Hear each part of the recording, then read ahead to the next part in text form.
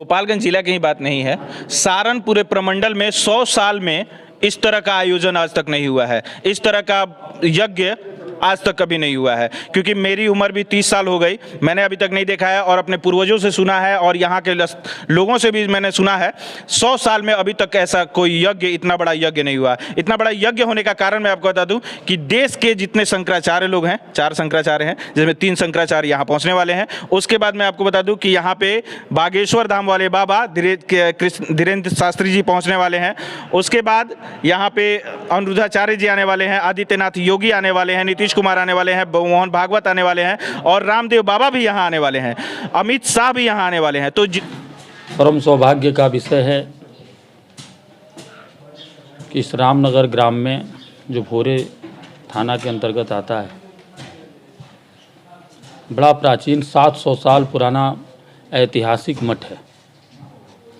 इस मठ का जीर्णोद्धार कराने का सौभाग्य व 14 से 24 फरवरी तक एक विशाल संत सम्मेलन और एक अति रुद्र महायज्ञ तथा 1.25 करोड़ पार्थिव शिवलिंग पूजन, जिसमें देश के समस्त धर्माचार्य, आचार्य, जगतगुरु, महामंडलेश्वर, महंत, संत पधार रहे हैं। इस कार्यक्रम में देश के प्रमुख जो भी संत हैं, आचार्य हैं, सबका ही पदार्पण हो रहा है। कौन कौन मुख्य अतिथि में आएंगे यहाँ?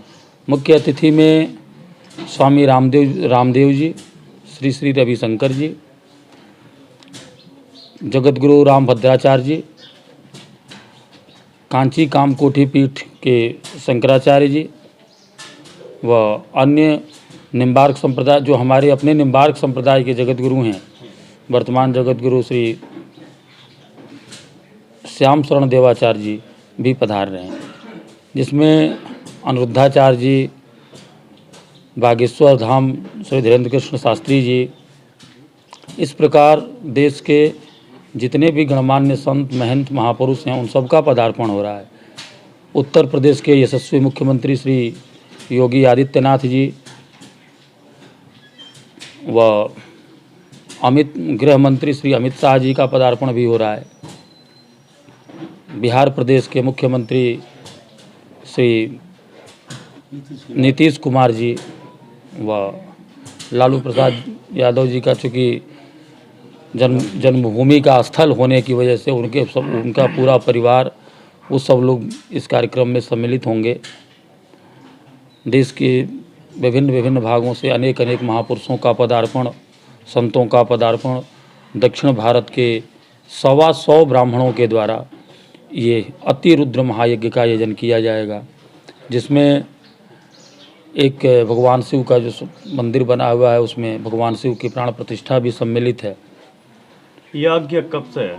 यज्ञ 14 फरवरी से 24 फरवरी तक 2024 में संपन्न होगा। 14 फरवरी को कलश यात्रा से शुभारंभ कर 24 फरवरी को पूर्णाहुति के साथ इसका समापन होगा, जिसमें प्रतिदिन लगभग 50,000 व्यक्तियों को प्रसाद की व्यवस्था, संतों के आगमन के साथ उनके प्रस्थान की व्यवस्था, 1.25 करोड़ पार्थिव शिवलिंग पूजन, शायद बिहार में ये प्रथम बार ही ऐसा आयोजन हो रहा है जिसमें 1.25 करोड़ पार्थिव शिवलिंग पूजन हो रहा है। यह इस क्षेत्र और ही नहीं अपितु पूरे बिहार के लिए बड़ा ही हर्ष और सौभाग्य का विषय है।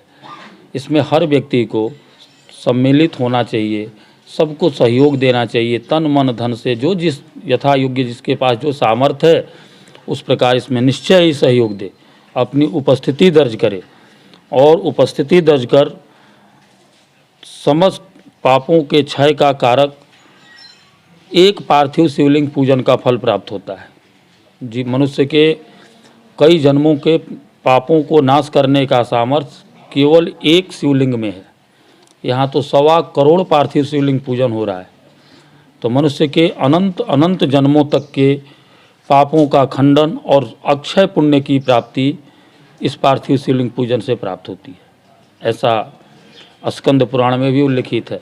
शिव महापुराण में भी पार्थिव शिवलिंग के विषय में बड़ा विस्तृत बताया गया है। संत समागम भी हो रहा है क्या? जी, संत समागम में देश के प्रमुख धर्माचार्य सनातन धर्म के संरक्षणार्थ, सनातन धर्म के उत्थान के लिए जो जो आज समाज में विकृतियां फैल रही हैं, तो उसका कारण क्या है, इन विषयों पे हमारे देश के समस्त धर्माचार्य इन विषयों को की तरफ अपना ध्यान आकर्षित करेंगे और इस विषय में बताएंगे कि सनातन धर्म के उत्थान के लिए सनातन धर्म के नीति नियम क्या हैं, किस प्रकार से हमें आगे बढ़ना चाहिए, इन विषयों का भी उल्लेख महापुरुषों के द्वारा किया जाएगा। यज्ञ को लेकर ध्वजारोहण का कार्यक्रम हो गया है क्या?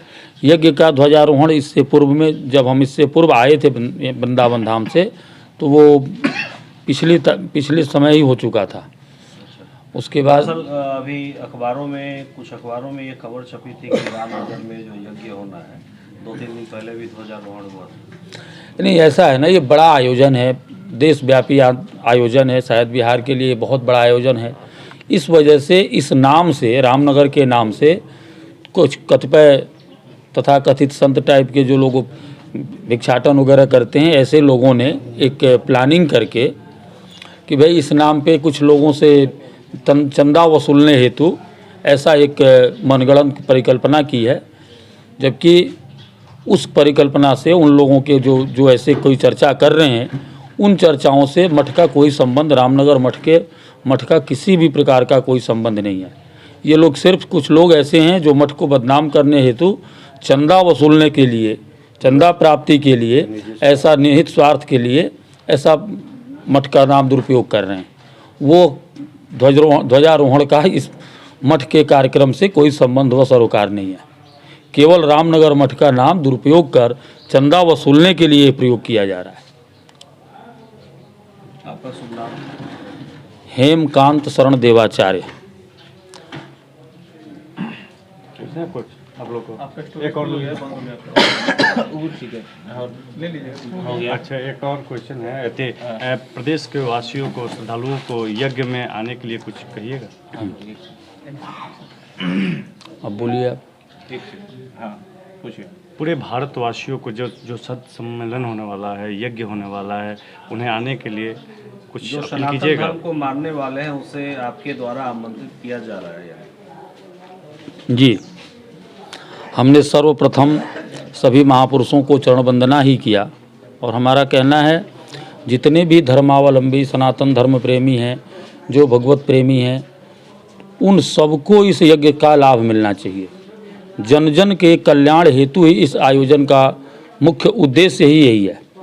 तो हम यही सबसे प्रार्थना करेंगे, सबसे आग्रह करेंगे, जो यथा योग्य है उसको उस प्रकार, उसी भाव से उस व्यक्ति को हम आमंत्रित करेंगे कि अब सभी आएँ, इस कार्यक्रम में सम्मिलित होकर अपने चिर पुण्य फल को प्राप्त करें, समस्त पापों का नाश हो, समस्त पुण्यों का पुण्य फल प्राप्त हो।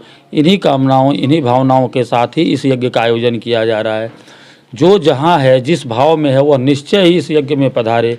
आप सभी के आगमन से ही इस यज्ञ की पूर्णाहुति वही है कि आप इस कार्यक्रम में, इस यज्ञ में आप सम्मिलित हों। देख सकते हैं जो कोई 100 साल पुरानी है, जो यहाँ के लोगों के द्वारा बताया जाता है कि 700 साल पुरानी है। जो जांत आप देख सकते हैं कितना बड़ा है, और बताया जाता है यहाँ पे कि ये जो बैल है, बैल होता है, बैलों के द्वारा यहाँ ये जांत चलाया जाता था। और बता दें आपसे कि इसी जांत से ये मठ है, और ये गोपालगंज जिला में है, और भोरे में है, जो रामनगर में, इसको रामनगर बोला जाता है, जो भोरे में है। देख सकते हैं जो कैसे चलाया जाता है। चलिए मंदिर के बारे में कुछ और जानकारी देते हैं।